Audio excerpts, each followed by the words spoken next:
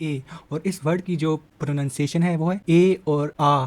ठीक है, अभी ये जो ए की साउंड है ना, ए वाई ए, ये थोड़ी सी लॉन्ग है। ठीक है, एग्जांपल मैं देता हूँ। अब जैसे ये डे, इसमें जो ए की आवाज़ है ना, ये थोड़ी सी लॉन्ग है। ठीक है, हाँ, तो फिर इसके जो यूजेस हैं वो देखते हैं हम। ठीक है, कि कौन से यूजेस हैं इसके इंग्लिश में।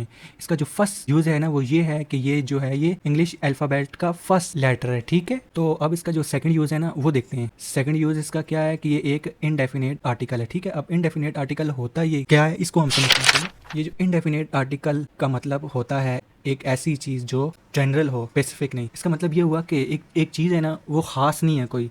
इसका आसान जो मीनिंग है ना वो ये है कि एक चीज़ जो है ना वो ख़ास नहीं है, वो आम है। ठीक है, आसान सी इसकी ये डेफिनेशन है। अब एग्जांपल में ये है कि आई सा a dog in the park, मैंने पार्क में एक कुत्ता देखा। कौन सा कुत्ता देखा, पता नहीं, कोई भी हो सकता है। अब ये तो एक आम सी बात है ना, आई सा a dog in the park. और सेकंड है शी वांट्स अ पेन।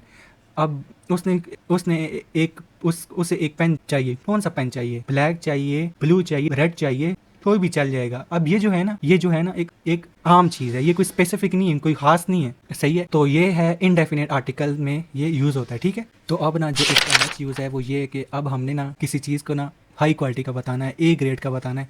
अक्सर हम ये कहते हैं ना ये ए ग्रेड की चीज़ है। ठीक है, मतलब कि उसको हाई क्वालिटी हमने दे दी है। ठीक है, तो इसके लिए ये ए यहाँ भी यूज़ होता है। ठीक है, उसके बाद जो ए है ना वो म्यूजिक में भी यूज़ होता है ए। अब जो सुर के नाम होते हैं ना उसके लिए यूज़ होता है। अब मैं इसकी जो डिटेल है वो बताता हूँ आपको। ठीक है, कि सुर में कैसे ये यूज़ होता है। ठीक है, अब जैसे इंग्लिश के अल्फ़ाबेट है ABC, ये इंग्लिश के अल्फ़ाबेट हैं, तो हमने ना अब म्यूजिक के जो सुर होते हैं ना उसमें भी अल्फ़ाबेट होते हैं। अब उसके अल्फ़ाबेट में CDE F A और B। अब ये वाले जो सुर वगैरह है ना उसमें एक सुर है जो सिक्स्थ नोड है, उसमें ए यूज़ होता है, तो ए म्यूजिक में भी यूज़ होता है। ठीक है, अब जो इसका नेक्स्ट यूज़ है ना वो ये है कि ए एज अ प्रीफिक्स। सही है, अब वर्ड के साथ ना जाना ए लग गया ना शुरू में, इसका मतलब हो जाएगा विदाउट या नॉट हो जाएगा। ठीक है, अब एग्जांपल ये है कि यहाँ पे लिखा है अमोरल लिखा है, इसका मतलब हो गया विदाउट मोरल हो गया। इसका मतलब ये हो गया ना इसके शुरू में लग गया ए, तो इसने जो मोरल का मायने था वो उल्टा दिया है। तो मोरल का मायने होता है अखलाकी, तो ये अमोरल हो गया, इसका मतलब हो गया गैर अखलाकी। अब इसका मायने जो हो गया वो चेंज हो गया। ठीक है, इसकी जो डिटेल है वो में जाते हैं। ठीक है, इसकी ये डिटेल है, ए के साथ ए अगर शुरू में लग जाए तो इसका मीनिंग हो जाता है विदाउट और नॉट।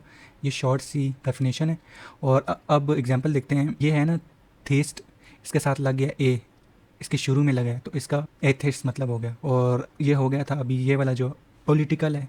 अब जैसे इसके शुरू में लग गया ए, तो ये आ पॉलिटिकल हो गया। ठीक है, अब इसका जो मायने था पॉलिटिकल का, इसका मायने था सियासी।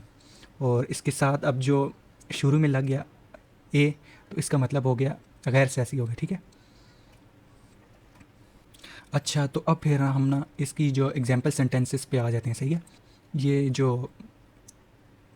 ये मैंने हिंदी में एक्सप्लेन किया। ठीक है, इसी को मैंने, ठीक है। अब एग्जांपल सेंटेंस में है कि she bought a book from a market, उसने मार्केट से एक किताब ख़रीदी। अब ये जो बुक के साथ लग गया ना ये है एग्जांपल। किसकी एग्जांपल होगी, ये एक इनडेफिनेट आर्टिकल की एग्जांपल है। ठीक है, और फिर एक नेक्स्ट एग्जांपल है वो हमेशा रियाजी में ए ग्रेड लेता है। अब ये किसकी एग्जांपल है, ये होगी इसकी एग्जांपल, ये हाईएस्ट क्वालिटी की एग्जांपल हो गया। ठीक है, हाईएस्ट क्वालिटी और इंडिकेटिंग एक्सीलेंस। ठीक है, और ये लास्ट वाली है जो म्यूजिक की एग्जांपल है। सही है, और फिर हम इसके जो सिनोनिम्स हैं उस पर आते हैं। ये जो सिनोनिम्स है ना ये डिपेंड हो सकते हैं यूज़ पे। ठीक है, इसके सिनोनिम्स में है वन है, फर्स्ट है, एक्सीलेंट है। और इसके जो एंटीनिम्स हैं इसके वो नॉन, लास्ट एंड पुअर है। ठीक है, मैं उम्मीद करता हूँ कि इस चीज़ की आपको समझ आई होगी और आपने सब यूजेस इसके सीखे होंगे, और मैंने आपको एग्जांपल भी दी है। ठीक है, और आप ना इसको रीड करके खुद भी समझ सकते हैं। ठीक है।